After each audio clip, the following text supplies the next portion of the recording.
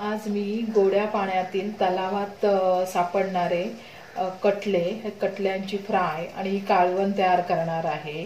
आणि ह्या दिवसातच हे कटले तलावामध्ये सापडतात आणि अशी खूप चविष्ट लागते ही मच्छी, कारण का ही जिवंत असते, त्याच्यामुळे खूप चवीला लागते फ्राय आणि ह्याचं कालवण। आणि आता रेसिपीला सुरुवात करणार आहे, पण रेसिपी आवडली तर लाईक कमेंट करायला विसरू नका। चला तर मग आता रेसिपीला सुरुवात। नमस्कार, मी पद्मजा, अलिबागची चव मध्ये तुमचं खूप खूप स्वागत। आज मी तलावामध्ये सापडणारे कटले ची फ्राय आणि कालवण तयार करणार आहे। आणि हे गोड्या आणि खाऱ्या पाण्यात असं मिक्स तलावामध्ये असं हे पाणी असतं आणि त्याच्यामध्ये सापडतात, त्याच्यामुळे काहींनाही मच्छी आवडत नाही, पण जर तुम्ही ह्या पद्धतीने जर तयार केलेत फ्राय आणि कालवण तर नक्की आवडीने खाल असे हे कटले, ह्याचं कालवणी फ्राय। चला तर मग आता रेसिपीला सुरुवात करूया। इथे मी कटले घेतलेले आहेत, एकदम फ्रेश कटले आहेत आणि हे मोठे मोठे आहेत कटले आणि 1 किलो आहेत हे कटले, अगदी असे जिवंत आहे। हा कटला मासा तुम्ही बघू शकता, असे एकदम फ्रेश। आणि हे तळ्यात मिळतात कटले आणि या तळ्यातून आणलेले आहेत, ते मांडवा रेवस इथून हे कटले आणलेले आहेत, रेवसच्या तळ्यातले। तर ते गोड पाणी त्याच्यात मिक्स खारं पाणी असं होतं ह्या तलावामध्ये, त्याच्यामुळे हे कटल्यांची चव खूप छान लागते।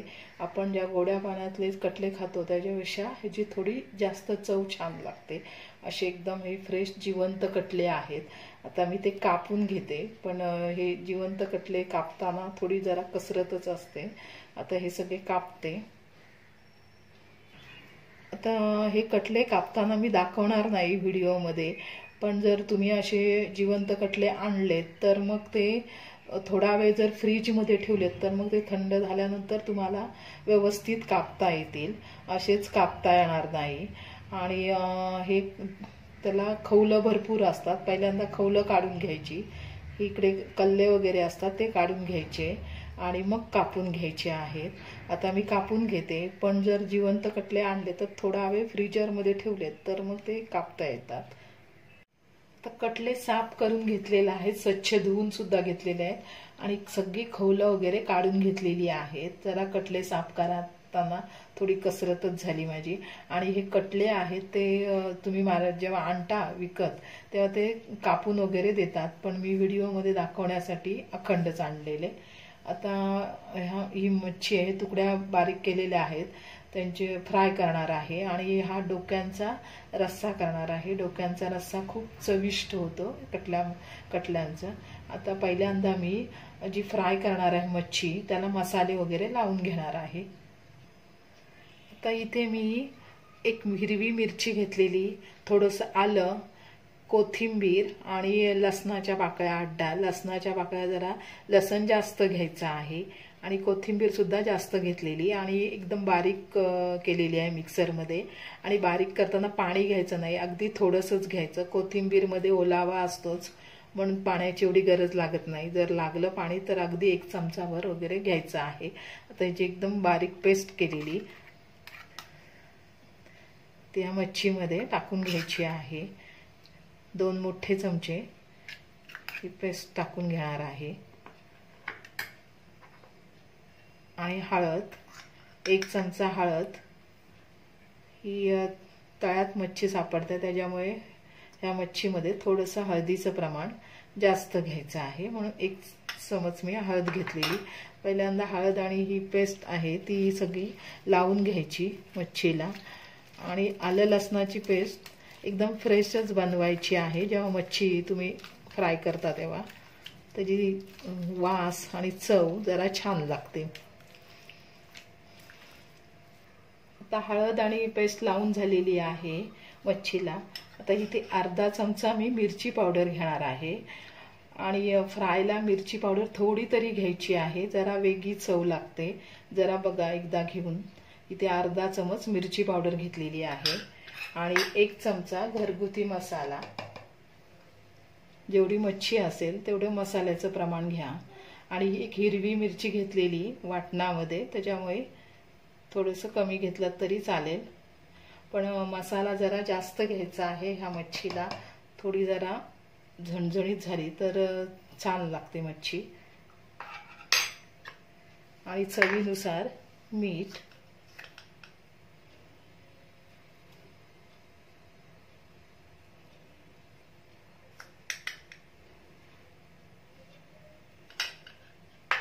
कालून घ्यायचे आहे मसाले. आता मच्छीला मसाले लावून झालेले आहेत. इथे चिंचेचं पाणी घेतलेलं आहे, असं घट्ट पाणी घेतलेलं आहे 2 चमच. आता जेवढी मच्छी असेल तेवढं तुम्ही चिंचेचं पाणी घ्यायचं आहे.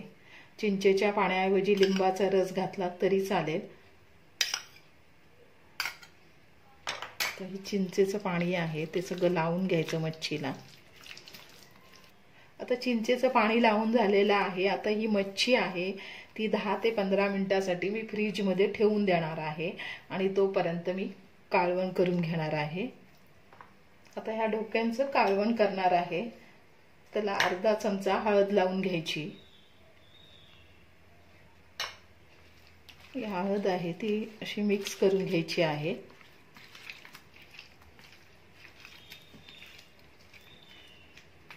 कालवण जेव्हा करता तेव्हा मच्छीला हळद लावून घ्यायची आणि जरा 2-3 मिनिटं अशीच हळद ठेवून द्यायची आहे. नंतर मग कालवण तयार करायचं आहे. आता कालवणामध्ये टाकण्यासाठी मी वाटण करणार आहे, पण इथे थोडीशी कोथिंबीर घेतलेली आहे, 1 हिरवी मिरची, 1 टोमॅटो, लसण 3 पाकळ्या आणि थोडंसं आलं घेतलेलं आहे. वाटणामध्ये मी ओलं खोबरं किंवा कांद्याचा वापर करणार नाही. काहीने मला कमेंट टाकलेली जेव्हा मच्छीचं मी कालवण केलेलं तेव्हा, ताई तुम्ही वाटणामध्ये खोबरं किंवा कांदा की नाही वापरलात, पण मी वापरणार नाही. कारण का हे वाटण केलं ना कोथिंबीर, टोमॅटो, आलं आणि मिरची टाकून, तर हे खूप छान लागतं चवीला कालवणामध्ये, म्हणून मी हे असंच करणार आहे. आता मिक्सरला बारीक करून घेते. आता इथे पातेल्यामध्ये तेल घेतलेलं आहे आणि तेल गरम झालेलं आहे. त्याच्यामध्ये अर्धा चमच हळद घालून घ्यायची आहे. हळद मच्छीला लावलेली म्हणून इथे कमी घेतलेली आहे. आणि थोडंसं लसण बारीक केलेलं आहे खलबत्त्यामध्ये.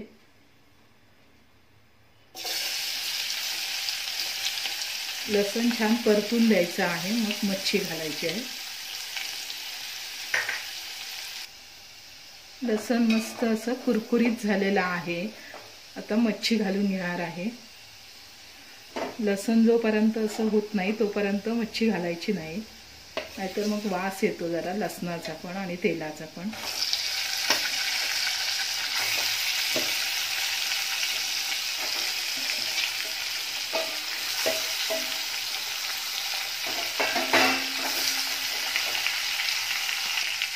इथे मिक्सरला बारीक केलेला आहे टोमॅटो, कोथिंबीर वगैरे ते वाटण घालून घ्यायचं.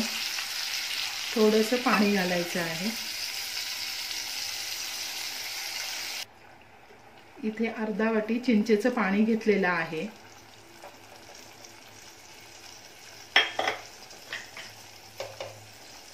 आणि 1 चमच घरगुती मसाला. मसाल्याचं प्रमाण आता तुम्ही किती रस्सा पाहिजे कालवण त्याच्यानुसार घेऊ शकता. आणि चवीनुसार मीठ.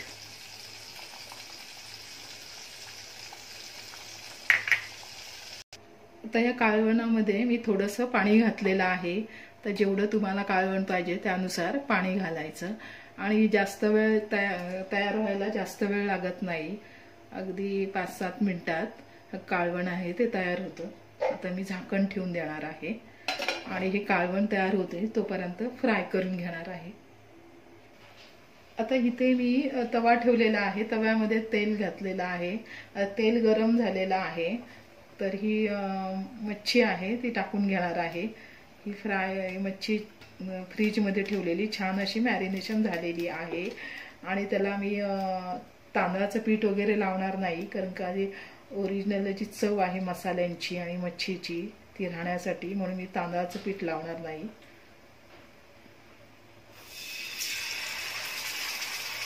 आणि गॅसचा फ्लेम स्लो करायचा आहे. स्लो फ्लेमवरच फ्राय तळून घ्यायची आहे. मच्छी आहे ती तव्यामध्ये टाकून झालेली आहे. आता गॅसचा फ्लेम मी स्लो केलेला आहे आणि स्लो फ्लेमवर सावकाश तळून घ्यायची आहे. आता कालवण तयार झालंय ते बघूया.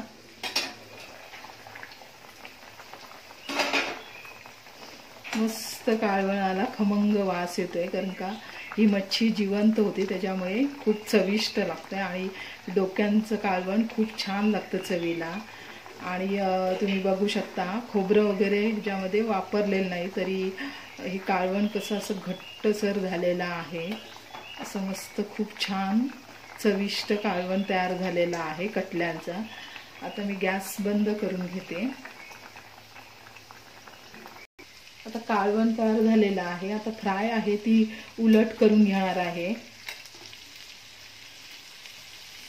मसाले वगैरे व्यवस्थित असे त्या फ्रायला लागलेले आहेत. आणि फ्रीजमध्येच ठेवायची मच्छी, मग जरा छान मॅरिनेशन होते. आणि अगदी स्लो फ्लेमवरच करून घ्यायचे आहेत. तर ही मच्छी आहे ती उलट करून घेतलेली आहे. 2-3 वेळा उलट सुलट करून घ्यायच्या आहेत तुकड्या, मग तयार होतात. एकाच वेळेला जर उलट केलीत आणि मग अशा तयार होत नाही. 2-3 वेळा उलट सुलट केलं तर व्यवस्थित छान अशा तयार होतात. आणि ह्या फ्रायला सुद्धा छान खमंग वास येतोय. मस्त कटल्यांची फ्राय तयार झालेली आहे, खूप चविष्ट अशी. आणि ही एकदम कुरकुरीत होत नाही, ही मऊसरच अशी फ्राय राहते, कारण का ह्याला आपण तांदळाचं पीठ रवा लावलेला नाही, नुसतं मसाल्यावरच फ्राय केलेली आहे. अशी खूप छान झालेली आहे, तुम्ही बघू शकता. आणि चवीला सुद्धा छान लागते. बघितल्यानंतरच तोंडाला पाणी येईल. आणि भाकरी सोबत खूप चविष्ट लागते ही. भाकरी भातासोबत तुम्ही खाऊ शकता फ्राय. आता सगळी फ्राय आहे, मी ती तळून घेते ही मच्छी. मस्त खूप चविष्ट अशी कटल्यांची फ्राय आणि झणझणीत कटल्यांचं कालवण डोक्याचं अगदी खूप चविष्ट अशी ही डिश तयार झालेली आहे. ही रेसिपी तुम्हाला कशी वाटली हे कमेंट करायला विसरू नका. आणि चॅनलवर नवीन असाल तर चॅनलला सबस्क्राईब करा. पुन्हा भेटू नवीन व्हिडिओमध्ये. तोपर्यंत मस्त खा, स्वस्त राहा. धन्यवाद.